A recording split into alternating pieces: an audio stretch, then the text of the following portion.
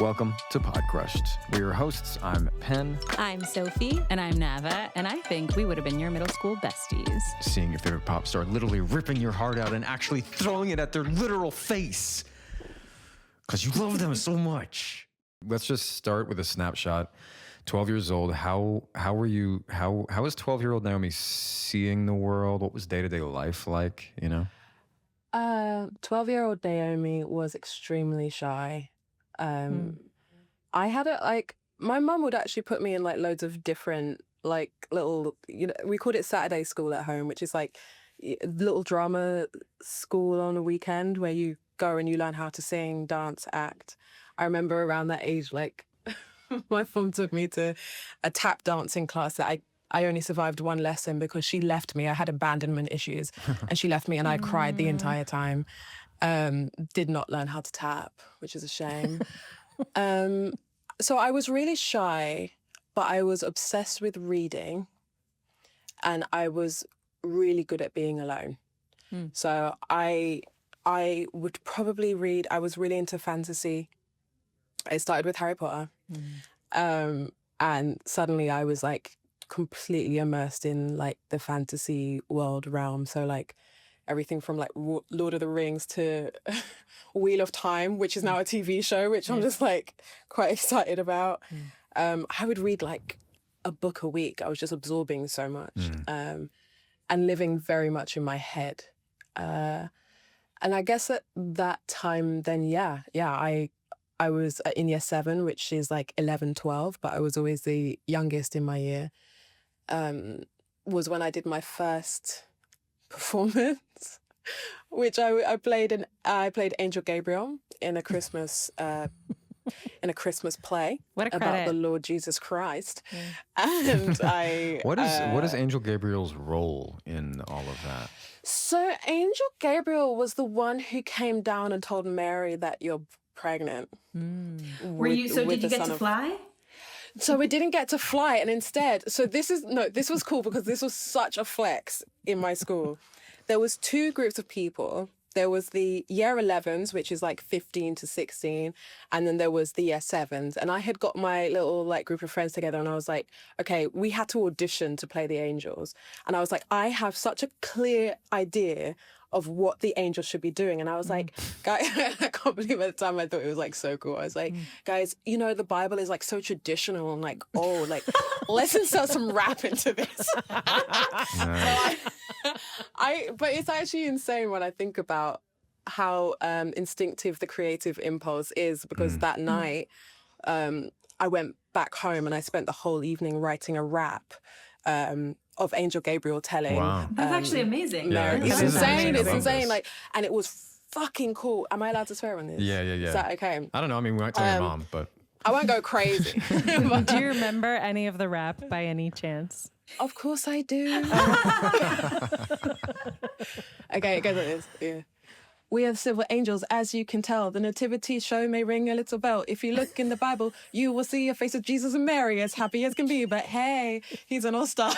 I could continue. It's This fucking is good. amazing. Just imagine, like, I'm fucking 11 years old. Yeah. Anyway, we did this kind of this kind of rival like audition, and we get the part, and I had like made them do this whole choreography, and we did the performance, and I can't remember anything but the feeling of the applause when we were done, and walking through the school halls. I was at a girls' school, and people stopping me and going, "That was so cool." That Wow. was like stopping me and being like, "Yo, that's so cool." And I think at that point, I was in a space where I was having to put on the costume of being a confident girl. Like, I think the whole acting thing was from being young. I'm naturally extremely shy. This was like a gateway for me to be that girl. And it was kind of immediate. I was like, oh, that's your identity. You're the drama girl. You're the theatre kid. And that's where I got a lot of my confidence from, because it was always something that felt like it was in me. Yeah. Okay, so actually this question started because I saw that you have your birthday's November 2nd. Is that right? No, it's August. It's August the 22nd. And it's so funny. This has been going on for years. There's someone on Wikipedia who, whenever I get someone to change it, changes it back. So I keep on getting happy birthdays on November 2nd. That's and someone funny. is insistent that I'm born on that day. So I actually have something similar where on Wikipedia, for a while the internet thought my son's name was James, and his name is not James. And it's not James. And I would change it. I mean, I wouldn't change it, but somebody would change it, and then they would change it back. And I would get people, you know, sending us Christmas cards and stuff, being like to all the, and they would name James, and I'm like, guys. His kid's name is not James, and his name is so far from James as well. It's just I'm trying to leave him nameless as long as he can be, you know, because he's 4. But like what? I think it could be the same person. I feel like there's someone who's just taking a lot of joy in spreading misinformation. Well, I think someone might be out to get you because my daughter was born November 2nd. Right. And anytime I would tell people, when I was pregnant, people would ask, what's your due date? Yeah. Literally in the line at the grocery store, I would say November 5th was her due date. I'd say November 5th, and they would like cower. They'd be like, oh no, she's going to be a Scorpio. I'm sorry. It was really bad. And yeah, so whoever's changing your birthday is like... No, I'm a Leo, but I'm a Leo on the last day of Leo, which is hilarious. My dad is a Leo, if these things are true. Like, my dad is a Leo when the sun in an astrological chart is at its highest point. So he's extremely, like, gregarious and, like, confident, like nothing sways him. Whereas I take on a lot of my, like, Virgo side. Like, I'm actually super, like, insular with a big ego, which is a hard mix. a perfectionist with a big ego. Like, I have You're no like, I'm idea. quiet, but I can rap. I can rap these bars. Oh, rap it. That's amazing. Naomi, I clocked the Harry Potter reference, and I heard you in a talk show not so long ago talk about a reread, and I was thinking about Mickey 17, and I'm just so curious if little Naomi knew that one day she would be starring alongside Cedric Diggory, how do you think she would react? Dude, do you know how hard it was not to mention that to him? I think that, Be cool. literally, be cool. I feel like that's the maddest thing. It's like being, this is probably a bad analogy, but it's like being a frog in a pot of like slowly boiling water. Like you don't realize the changes until you stop and look back. And it is fucking mental. But you know, I'm actually like, and this is like where I'm at now. I'm in a space where I'm taking a big break. Like I have recognized that I'm in a kind of burnout cycle, and I'm like, okay, I need to rectify it and I need to stop. In this time now, I'm like, wow, what an amazing privilege and luxury to be able to recognize you're in burnout and nominate for yourself to stop for a while. Yeah, that's amazing. And that's when I'm like, oh, I'm fucking lucky. And also acknowledging where I've come and what it's taken to get to that point. Because like going back, I threw myself so deeply into the acting stuff. I got so obsessed, hyper-focused on it that, you know, I could argue that I neglected a lot of other very important parts of being a person. Which even happens practically because the shooting hours are just so long. You know, it's like from the moment you wake up to the moment you go to sleep, you're like, you're just doing this. And it's almost like it almost is a fundamentally logistical kind of conundrum you find yourself in. 100%, especially in America. I must say, like, oh, that's right. You guys hours. have so the one time I've worked in England, we were like, you know what, we're gonna fucking do American hours, and we just pushed it. It was just constantly being pushed, and so I didn't quite. Did you not get the first half of the season? We were doing proper British hours, and then we went to French hours with no lunch, which actually I kind of prefer the no lunch. You just swing right through, but then by the time we got to the episode, I was of course directing. It was like we were weeks behind, pushing it, and then I was directing, and I was just like, okay, I have no, there's no space or time for anything else.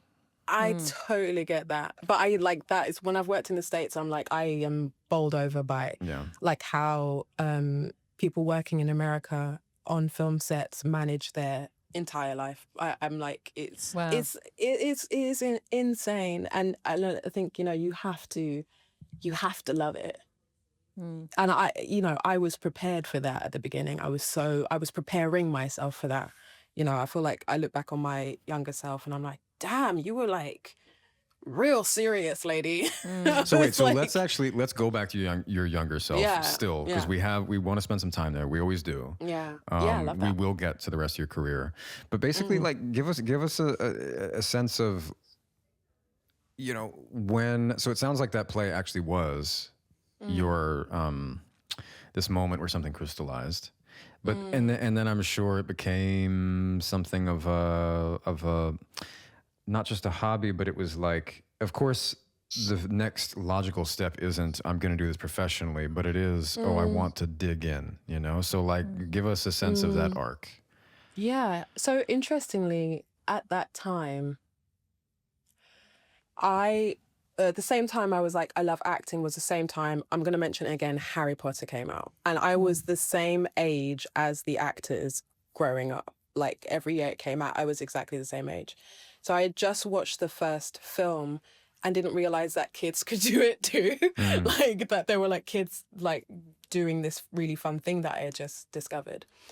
So I equated being an actor with being famous. And I remember going to my mum and being like, Mum, and I didn't say I want to be an actor. I said, I want to be famous. Yeah. And she was like, what? Like, for context, live in East London, working class, Black girl, no connection at all to Hollywood or anything like that. So there was, my parents worked in the public sector, like completely normal lives.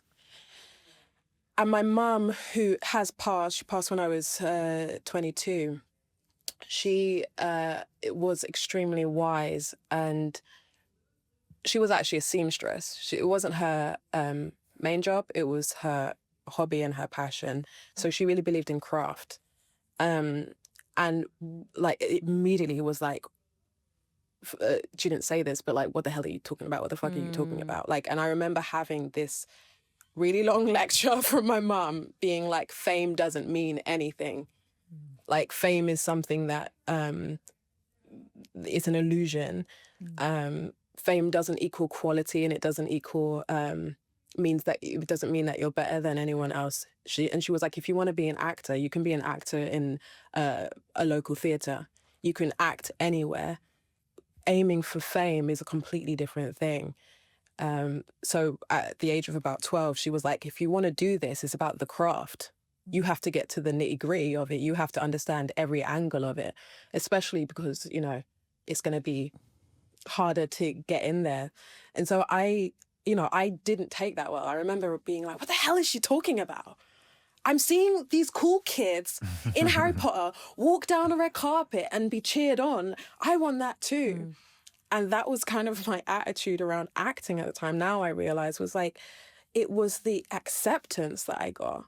It was the love that I received, even though it was temporary and in a controlled environment. It was like, even then it felt addictive to me, and was something I was really craving and hungry for. And so my route in was like, I'm going to learn the craft so I can get that love.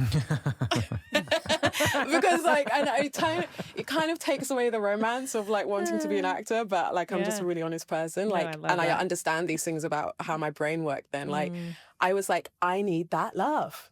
And I need, more importantly, that acceptance. I felt so out of place in my body and in the world that I was desperate for that.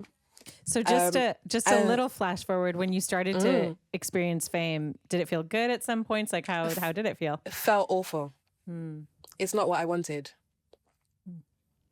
It was, and look, I have a really normal life, more or less, like, especially living in London. I dip in and I dip out for a reason. I felt uncomfortable. I felt looked at. I felt like I was having to perform myself, which is this weird brain thing where you're like, the thing of having to, the pressure, imagined or otherwise, of having to live up to what people think you should look like and what they want to aspire to, and living in that illusion bubble. is weird to me. Like, how am I as an actor who's telling a story also meant to be someone who's an aspirational figure? Like, I don't want anyone to look up to me. I'm just telling the story. I really just want you to focus on the story. I should be invisible, and I that's me personally. It's just not something. No, I definitely, I've been thinking about this more and more. Like when I watch things now, I'm sorry, I call it what it is. I feel like I'm just, all I can think of is like, oh, there's that famous person delivering a performance. Yeah. Like celebrity culture is actually like robbing us of stories because because, you know, in some ways, Agreed. The craft of cinema is becoming more and more elevated. It's, you know, people are getting more and more specialized. We're capable of more and more, but the stories are full of the same celebrities, and I'm sorry, it's just like, let's be real. That's what we all think. We're like, wow, Timmy Chalamet is killing this right now. That is that person, and I also love their style of this the thing, and like the whole idea of branding is just like corrupt to me. And I think having to play that game, like also understanding that this job is a business. My body is a business. I started to have a real problem with the fact that I felt like a walking billboard. That I wasn't only supplying a story, but I was supplying a want and a need to get people to want to buy more things. So if you could just hold a moment. This episode of Podcrushed is brought to you by... No. I know, but that's the funny thing, right? It's the space in between. Like, how do you create art? How do you work your craft? How do you make money? How do you get people to see it? Like, at the same time as all of those things juggling. Yeah, it's crazy. And I look, the thing is, I love fashion. I love things, you know, and I enjoy the craft of them, but I'm a crafts person. So like, even when I go to fashion shows, I'm just obsessed with how the ateliers made the thing. I'm not really thinking about who sat there. I'm like, that's a really fucking cool dress, and like the pleating and the thing, and oh wow, how many hours did it take, and what fabric did you use, and where did this reference come from? Like, that's just kind of how my brain works. I'm just hearing you talk, thinking about that conversation that your mom had with you, the lecture that she had with you.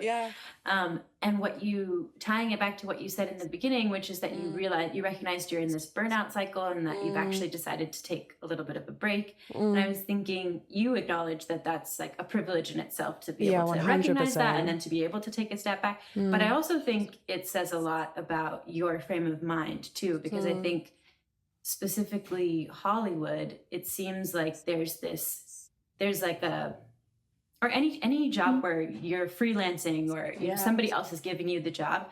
There's this scarcity mindset, or there can be, and then there's also like, I need to stay relevant. Like, I need to be at top of people's minds. So I feel like I think it's admirable that you can be like, it shows like some security that you have, but also just like some detachment. Like, I can take a step back up so that I can focus on other things in my life. And I'm curious if that comes back to this lecture from your mom, and maybe what else you feel like, what other gifts your mom has given you.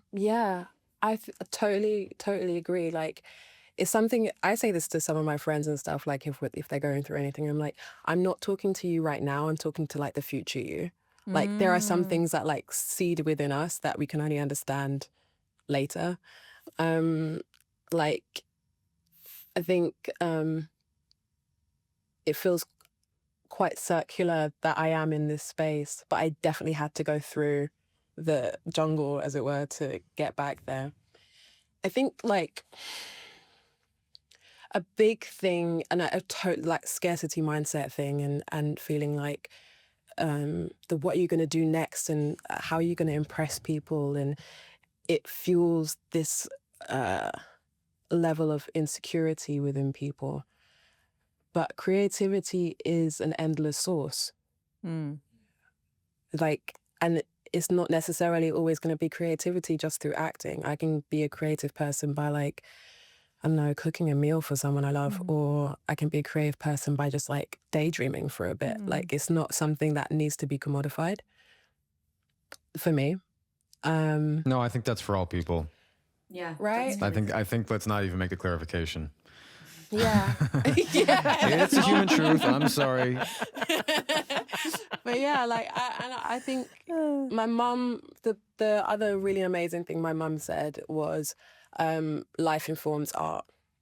And she said it at a time where I was so obsessed with acting. It was the only thing I talked about. It was the only thing I did. Like at 13 to like 17, I'm reading monologues and recording myself doing famous monologues to Really? check Wow. whether it was believable. I'm reading through Shakespeare and learning stuff just by myself. I'm Googling American agencies and figuring out how one day I'm going to get an O1 visa. Wow, you were on it. Wow. You were, that's I was, for a really long stretch of my life, I was so on it. I actually think back now and I'm like, wow, like, thank you, past Naomi. Like, you really did a thing there. Like, I just, now being older and a little bit more tired, like, I just don't have that energy anymore. But yeah, I think like there was something in my mum that saw in me that I had the ability to lose myself in something. And so she was always encouraging me that there was other things like that. I remember her being like, there is beauty in the ordinary. There is like beauty in everyday things. There is beauty in boredom. That the thing that you think is so sparkly isn't as sparkly as you think, May. Like there was a bit, she knew me in a way that was like, ooh, Nay has the ability to lose herself in this. So actually when things did start to get more, when I did start to get a bit more well-known, I always had that in the back of my head, which did allow me over time to keep myself grounded and instinctively know when to step back and go, I really don't need to be at this party. I'm not having a good time. And like, I don't need to do this role that I don't believe in, but would put me in a good light in the industry. If I don't want to do it, I don't have to, because even if I haven't found all the qualities of life that are special yet, I need to give myself space to do that. I do not want to die thinking, fuck me, I worked, every fucking day of the week for this thing, but I missed out on, like, walking down a street and life and children and burning toast and being late for a bus. I don't know, like, the real shit. That's fucking life. So I feel pretty passionate about that, and also about de-glamorizing when I speak on acting in my career, like de-glamorizing it and grounding it. And it's not as fun. I don't think it is definitely not as like entertaining for a lot of people, but like I just think there should be more people talking about that. This is a job, but it's not my life. I had this business idea the other day and I thought, I wonder if AI can help me build that website. Well, it turns out it can. At Wix.com, you can answer a few questions and get a beautiful business-ready site in minutes. And this is not skim the surface type AI. This tech goes deep, all the way from generating unique visuals to an AI agent setting up a marketing campaign for you. Wix puts incredible website creation at your fingertips. Prefer to start from a template? Wix offers 2,000 and more designer-made templates that are fully customizable and come with out-of-the-box business functionality. The Wix.com interface is super easy and fun. It's all drag and drop, and there's an amazing AI image studio and tons of amazing design effects. If you're looking to sell products and services, schedule appointments, etc., Wix.com also has you covered with built-in solutions, no add-ons required. Wix has been pioneering in website for almost 20 years now. These guys seriously understand web design and what it takes to run your own business. With their AI site builder, you answer a few questions and get a personalized, business-ready site fast. Ready to create your own website? Go to Wix.com. That's Wix.com to start building your own website today. Thanks to Wix for sponsoring our show. Naomi, let's talk about your life. We will get into your career, but some life things that we do like to talk about on this show. First love, first heartbreak, and any kind of like embarrassing memories from childhood. Oh my God, so many. Oh God. Like every time I tried to be cool, I just wasn't. I went through a phase in London where I was trying to be an emo girl. I was having this whole like identity crisis thing, and I just imagine me with like plumper skin and like a big afro trying to be an emo girl. It's just like, it doesn't work. And I had crushes on guys with very deep fringes. You know, and they did that. The skater boys. Oh, I loved me a skater boy. And at the same time, I was like customizing a lot of clothes. Like I went through this phase of like trying to take after my mum and like sewing a lot. And so like, and the awkward thing was like being in these spaces that I really didn't like fit into, but like really trying, like going to Camden Lock, which is like in Camden, there's a canal, and like drinking loads of Strongbow, which is like a cider that you can get from a corner shop for like at the time, like £2. Like, and just really trying on these different costumes and like really being insistent on being alternative and different. Like just trying to be like so different to what people expected of me. My first crush wasn't like, I went to a girls' school, so like I didn't have like boys my age in my life. My first crush was Daniel Radcliffe. Classic. Yeah, and that was pretty powerful. I feel like that's why I can understand like I guess the girls who love the K-pop boys. I don't know their names, unfortunately, but like so I get that, like when you're like, what is it, like 13 to like 15, and it hurts. Yeah.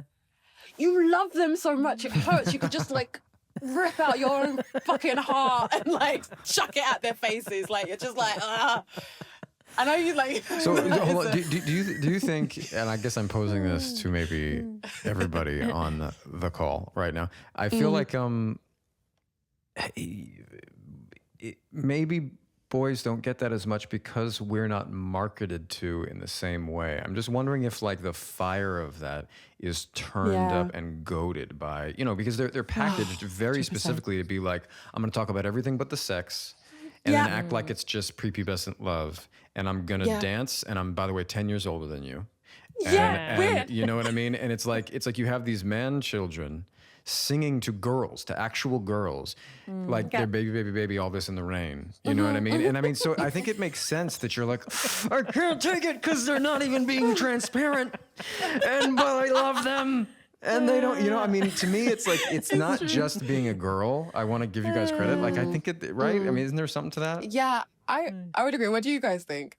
I you know, we actually were interviewing the Jonas Brothers the other day, and I was watching a documentary, and there was like a point in their career where they were like, you can win a date with the Jonas Brothers, and there's all these girls in line who are like, I can't wait, like, and I don't know, I knew that that's a thing, obviously, but I was like, wow, it's so blatant, like it's so in your face, and you know, I think it's true.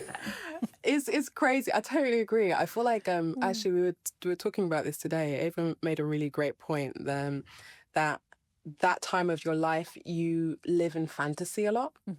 Yeah. And the thing that is amazing about having crushes that are very far away is that it's far enough to not feel threatening, but allows you the space to start stretching those muscles of what you're attracted to and like your first like feelings of desire. Yeah.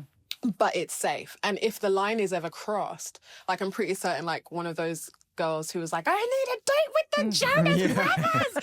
It's also like if she sat down across the table and would have nothing to say. Do you know what I mean? It's she's like 11. we live in that. Because she's 11. And also, but I do think you're right. Like the marketing of that fantasy is the beginning of what ends up being when we're older, you know, everything from like, God, I need that bag because if I have that bag, then this lifestyle will unfold itself. Or, Lord, I need that, you know, I need that body because then suddenly I'm going to be really happy. Like, it is the beginning of those things. If I have this thing, everything will be complete. And I think it's that kind of win a date with the Jonas Brothers thing is taking that fantasy and then turning it into something marketable. But I think the fantasy thing is a real thing within itself. What was the other question? So my first love. And then first heartbreak. First heartbreak. My first love was actually really complicated. It was when I was in my early 20s. Is that allowed? Whatever you're No, comfortable that's sharing. No, that's Boring. It's too old. we want something trite. It's actually way more interesting. It is. No, Although, if you're open, we're open. yeah, we're totally open to it. My first love, I would think I was about 20. No, 21. I was a really late bloomer. I was actually quite scared of boys. Is that partly because because you went to all girls school for a long time? Is that right? Yeah, until I was 16. Like from the early days too? No, so primary school, it was a mixed school and that was fine. And then from the ages of 11 to 16, I was at a girls' school. Okay. And totally lost my confidence, had no idea how to talk to boys. And then I went to drama school, which was like, I don't know what you guys call it here, conservatory? Yeah. And then I was amongst like so many boys who were amazing. They're still my friends to this day, but was like trying to get used to it. And I met my first boyfriend at the Edinburgh Fringe Festival, and it was kind of a whirlwind situation that lasted far too long. You know that thing where like I don't know why you keep going back. There's no point. And that he was also my first heartbreak, and it was around, you know, it's slightly more complicated because it was around the time that my mum passed. So there was it was bittersweet, and I think I was also holding on to that first love in a way that I think like a young person without any of that trauma wouldn't have potentially. And it took me, you know, it took me a very long time to work my way through that heartbreak. It was actually very complicated because it was mixed up with grief. Yeah. So it was just like it was a whole, you know, my 20s was a whole time of divorcing myself from that pain. But like the big, you know, afterwards, actually, it was I kind of went the opposite way. I became quite detached from the idea of relationships and love and the fantasy of being with someone safe and kind and all of that. And I was like, you know what? I can do it all myself. And actually, that's when the workaholic part really ramped in. And I was like, I don't need to go home. I need to do a job after job after job. I'm going to do this for the rest of my life. And, you know, now 33 years old, happily, I have a wonderful partner, and that has totally calmed down. And that's actually probably been the thing that's helped me to pause and be like, there's so much beauty in the world. Like, you don't have to run on the treadmill. But yeah, it's just the concept. I think what's so interesting when you're young is how your attitude to love changes. Like, I think when I was young and that first love, it was a deep need. It was kind of like maybe the crush thing of like, oh God, I need you. Yeah. Like that thing of like a fantasy, but like maybe toned down just a little bit. But the need, I've never felt a need so strong in my life. And I don't think, you know, I think like when it comes to like love and stuff, I think it should be a want. Definitely. Not a need. Like I need water, I need air, I need a home to live in, and I need clothes on my back. But the need thing, puts it into this ownership, possession, grabby feeling that I think can feel, make someone else potentially feel quite claustrophobic. Whereas I'm happy to say now I'm in a space of want. I want to spend time with you. I want to share things with you. And hey, that gives us the choice. It's more romantic to me to want to be together and choose to be together than to need to. That feels eventually destructive.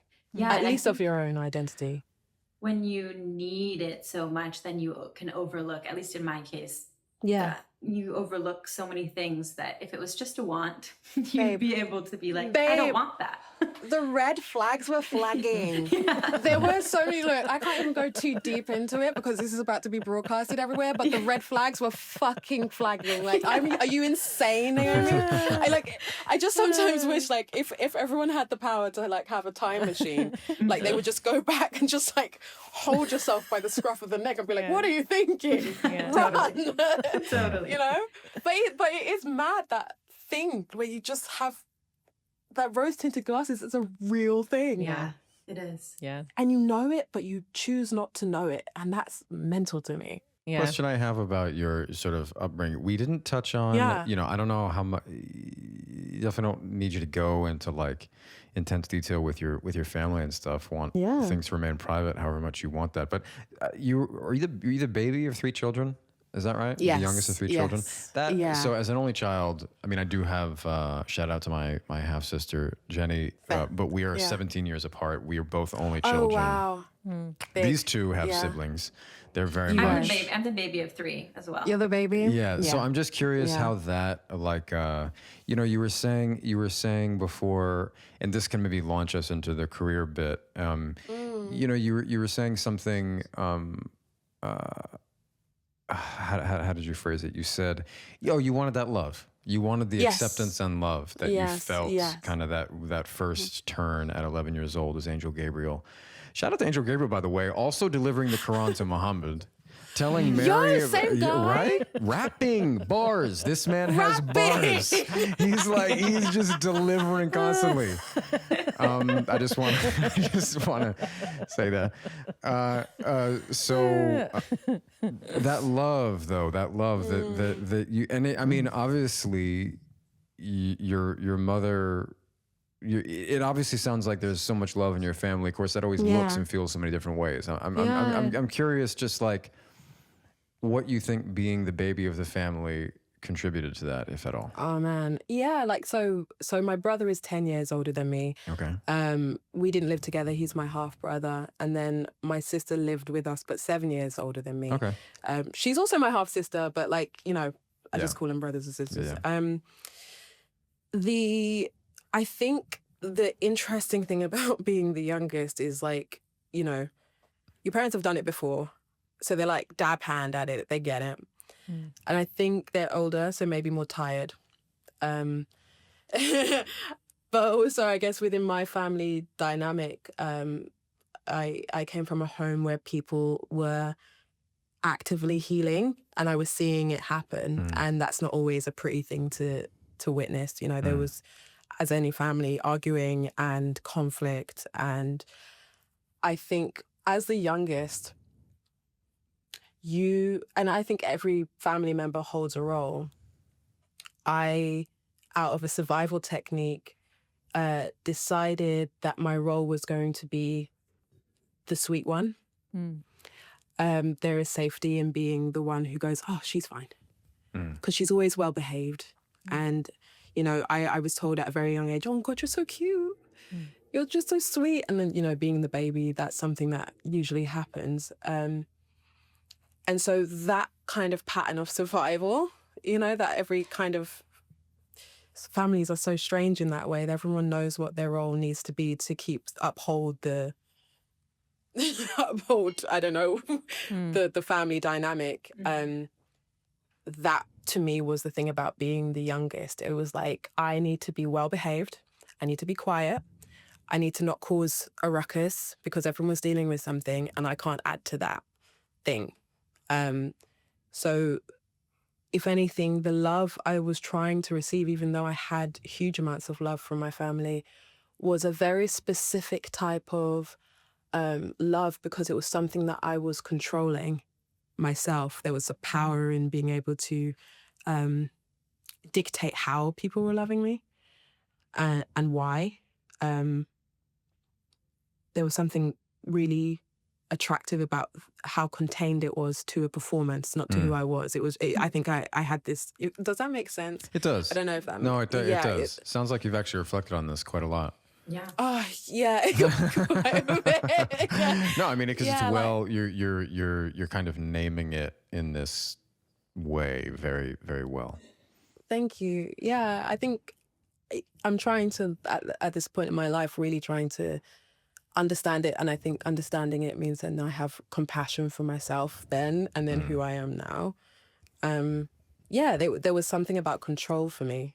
If you're the youngest, you're very much not dictating the relationships in the house. You don't have much power. You're the cute one, yes, but you don't have much power about creating the dynamic. The dynamic has already been set up, so you're just slotting into place. So acting and all of that was a way for me to control the dynamic and express things in a contained space. That meant that when I walked away from it, everything I felt stayed in that space, and I could go back into being the good girl, the quiet girl, and everything like that. But as soon as I was in that drama studio, everyone listen to me. I know what to do. You know, I think that was the thing. I felt powerful doing it. Meet JLab. Headphones and speakers as vibrant as your summer, beach days, workout sessions, or chill moments. You can find the perfect sound with JLab. JLab's colorful collection has something for every summer adventure and every moment. Think headphones and speakers in fresh summer colors with features you actually want. For beach workouts, poolside chilling, sunset jamming sessions, whatever it is. I recently got a pair. I actually got 3 pairs of the J Buds Mini. They come in a bunch of different colors. They have like some wild colors, like mint green or sage or ocean aqua, bright pink, sleek black. They also have like flesh toned colors, all kinds of colors. And they do have what I think is called JLab's smallest fit ever. They fit on your keychain, which I have on my keychain actually, and they're smaller than a coin. They're perfect for any size ear, but particularly small ears. My ear canal actually is very, very wide and then gets very, very narrow very quickly. It's an uncommon shape. These are great. They're great for my ears. They're probably great for your ears, and they're perfect for summer pockets, you know? Linen shorts, maybe. They slip right in. You can't even see them. And don't miss out on JLab's newest line, their summer speaker series. From pocket size to party size, the JLab Party Speaker Series brings powerful sound to any summer gathering in vibrant colors like lime green, cyan. Ooh, I don't get to say cyan out loud a lot. That's very exciting. Cyan and hot pink, as well as, of course, classic black. Start with the ultra-portable pop party speaker for beach picnics. Step up to Go Party for backyard barbecues. You could level up with J-Bud's Party for all-day beach sessions, and go epic with the Epic Party Speaker in classic black, delivering 100 watts of massive 360-degree sound for unforgettable summer nights. Look for the blue box at retailers everywhere or shop jlab.com and use code PODCRUSHED for 15% off your order today. So, Naomi, you are in a new project called Sorry Baby. Can you tell us, you're at a point in your career where it sounds like you're being really thoughtful and really selective about the projects you choose. So why Sorry Baby? Yeah, oh my gosh. You know what? It was such a gift. It was during the strike. I was so stressed and bored. And I had just done, the year before, I had just done Blink Twice and Mickey 17, which all was quite elevated. It was quite like heightened performances, so much fun. And I was really hungry for something that was pared down. I did a project a good few years back called Masters of None with Aziz Ansari, and like that was such a special experience of not feeling like I was acting but being really present. And I was really hungry for that again. And this story came along, and I hadn't read anything that was so honest in its tragedy and humor. And there was something so attractive to me about following this friendship and being and having that as a study for myself in this time. It was like it felt like something new to do. And the writing, oh God, Ava's writing, I've said this, and I don't know if this is going to make sense, but it kind of reads like butter. Like it's like smooth and easy and like spreadable. Like it's just like the kind of like the story was just telling itself to me. And can you give our listeners some context? What just a brief arc of this story? Not the arc, yeah, but just of course. the premise. So something bad has happened to Agnes, and this story is about their the slowness of healing. It's also the story about friendship and how that is a huge impetus for someone to heal, not just because of how people interact with each other when they're best friends, but also watching your best friend begin to live their life and going into a new stage of their life. It's just, I got really like, I watched it for the first time at Sundance and with a really huge audience, and I've never quite had an experience like it because what I had read on the script felt good, and obviously like what we did on set felt really good and honest. But the energy of this piece is about like love and healing and support, and humor in the tragedy, like the humanness of how awkward we are and how non-linear healing is, but how everything is kind of always going to be okay. Yeah, I think that's what it is. Naomi, I was curious, and you definitely don't have to go there if you don't want to, but my mom passed away when I turned 30, and it was really sudden. And I was reading sort of a little bit about your journey, and you talked about your 20s kind of being a fog, and I was thinking about the film and how part of Agnes's healing, what's crucial to it is that friendship. And I was thinking when my mom died, I had just moved to a new city, and I really didn't have any deep friendships. So that didn't help me. Like, I think that I just didn't have that to rely on. And I was curious, like, for you, how friendships played a part in your healing journey, if they did. Oh, man, hugely. I mean, so when Mum passed, I went so deeply into my shell that I don't think I talked to anyone for about 9 months and, like, barely left the house. It was a very deep depression that I fell into. I think what was so beautiful to me in that time, and look, like, death is something that I think really shines a light on who people are and how they live in your life. The friends that I have now who saw me through that time are the ones who allowed me the space to retreat and come back without judgment, and say my arms are always open. But also I know you, Naomi, and like I'm quite an insular. I think if you could tell by the way I talk, I'm quite like, I live in my head quite a bit, and like I have to take a lot of time away just to like jumble through all the things that's going on. The kindness of my friends to give me that space was really important, because I think when I kind of went into myself, there was also a lot of shame and guilt about the need to do that. And it's funny, actually, I think about that time of like deep depression, and I used to be so terrified of it. I used to be terrified of going back to it. But I also think that was so fucking necessary. And you know this, like when someone passes, that is such a pillar in your life, you are torn a fucking part. Yeah. You are ripped to fucking shreds. And it's like I think of like a lion or something, like, you know, like if they're injured, they go away off by themselves. There's something, I think, quite sacred about giving that time and allowing it to, like, I think I really got comfortable with the ugly part of being alive in that time. And the friends I had in that time who allowed me to live out that ugly space. And ugly not in like a ew, ugly, but like the kind of robust ugliness that is grief, that is kind of fucking beautiful too. It's like an evidence of how much you love. Yeah. It was, I'm still hugely appreciative of those who could hold that space for me and allow me to change my form in the way that I needed to survive that time. Of the things I can remember, I'm in EMDR right now trying to work through a lot of stuff, actually, and it's really helpful to reframe that, and it's really working to help me kind of go, oh, wait, like, this is a human process. This is actually fucking normal. Well done for being, like, a human. Yeah, that's so true. You know what I mean? I would imagine people ask you a lot about it, so forgive me if it feels like a bit of a broken record. But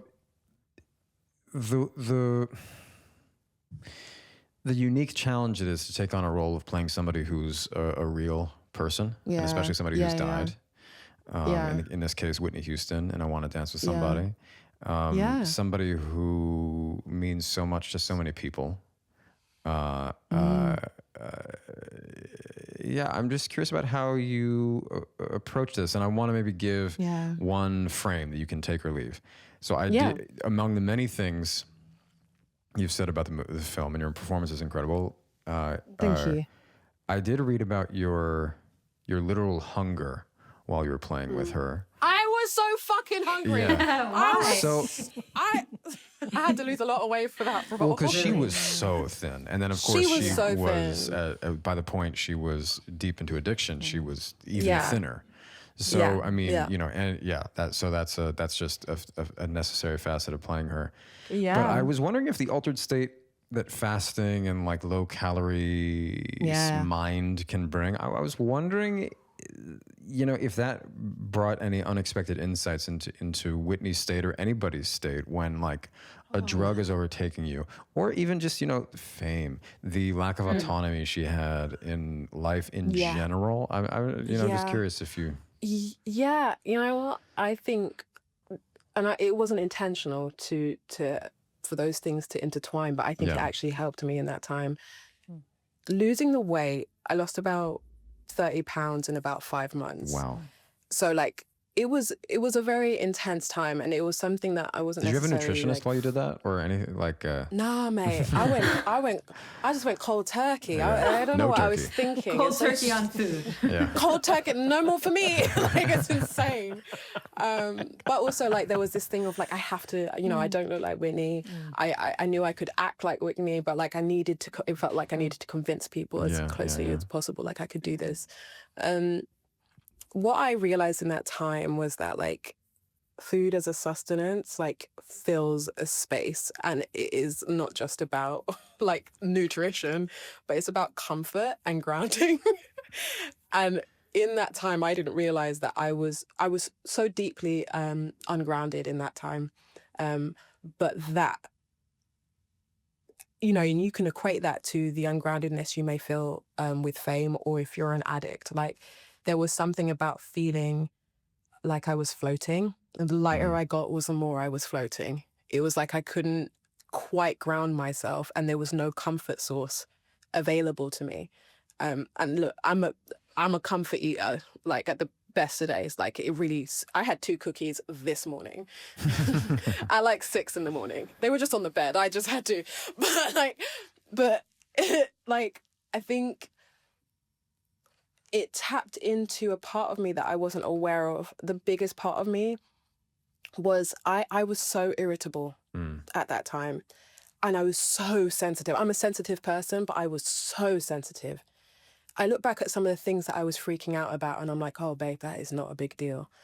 But for Whitney, the stakes were so high. Yeah. From a very early age, the stakes were extremely high. She was extremely famous, had huge amounts of money, huge amounts of influence and adoration, and a family that she needed to look after, let alone, you know, her future partner and all the things she was juggling. The stakes were always very high.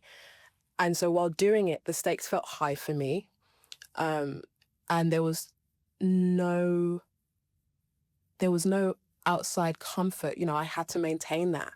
I had to keep thinking about my weight. And look, like, I wouldn't recommend it. I actually, like, I think it was extremely reckless of me to do. And there was work to be done afterwards to heal myself from the body dysmorphia that I had, putting back on the weight, because you cannot sustain things that aren't natural to your body. Yeah. And, you know, that was something that I kind of had foresight of, but was like, future Naomi can handle that. I need to get this job done. I would never pay that price ever again. I would never do it ever again. I'm proud of what that performance was, but when I look at the film now, a part of me is a bit sad that I put myself through so much, you know, to tell a story that I was extremely passionate about doing right. And I do think it fed it, but also at the same time, I'm like, there are other ways to fabricate those feelings outside of putting your body in danger. And like, speaking on that, you know, there are, I guess we see it often. I think we mainly see it with male actors, like when they lose weight or put on weight, and there's a reward system around that. The idea of like an actor transforming. But I think that's pretty dangerous, if I'm being really honest. Yeah. If not to anyone, then just to the actor themselves, just in terms of how your metabolism works and how your mental health state is when you're doing those things.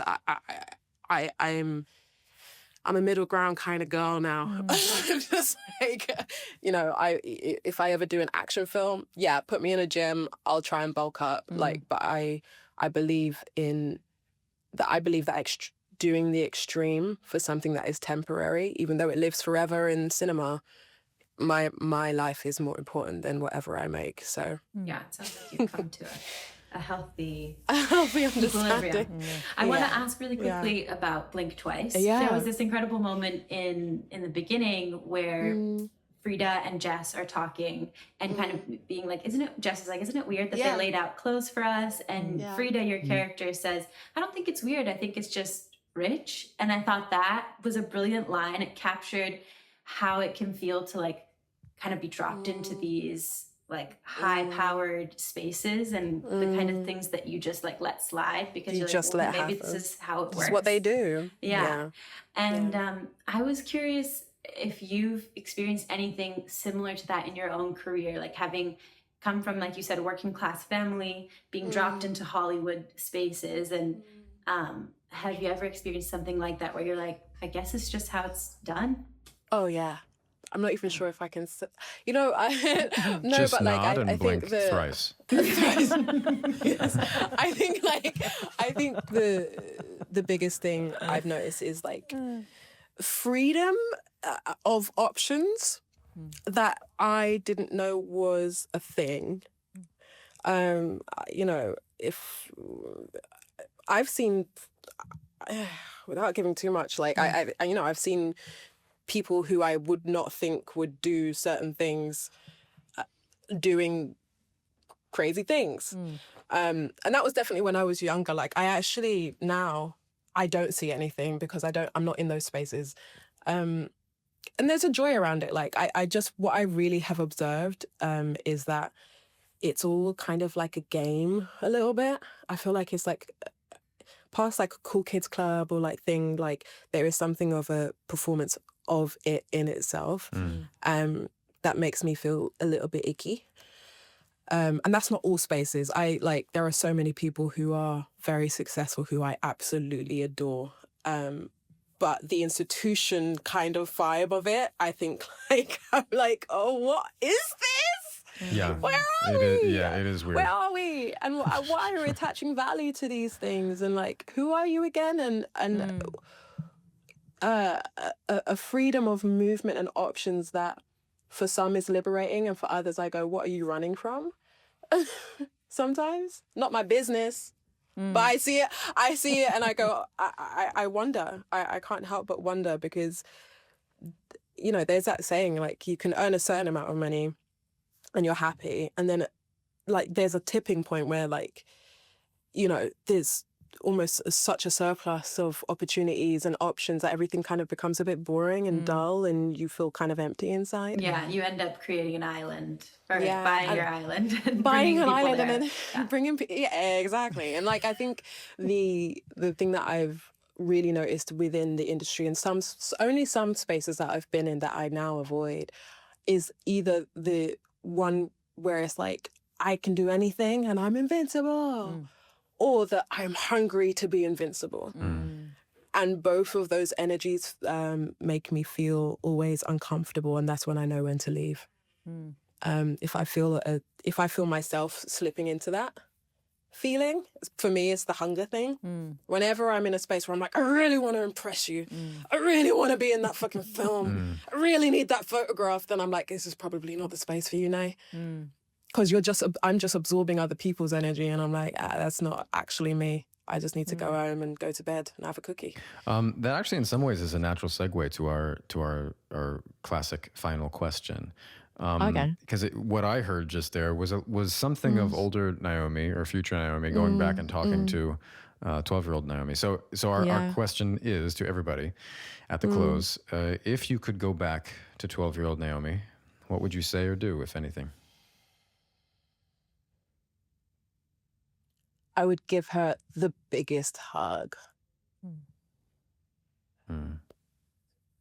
I would just give her a really, really fucking big hug and be like, all right, buckle in, stay aware, keep your eyes open, and know how to rest.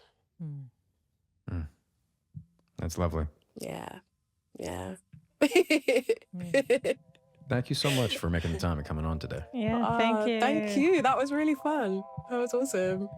You can see Sorry Baby in theaters now, and you can follow Naomi Ackie online at Naomi Ackie. Podcrushed is hosted by Penn Badgley, Nava Kaplan, and Sophie Ansari. Our senior producer is David Ansari, and our editing is done by Clips Agency. Special thanks to the folks at Lemonada. And as always, you can listen to Podcrushed ad-free on Amazon Music with your Prime membership. Okay, that's all. Bye.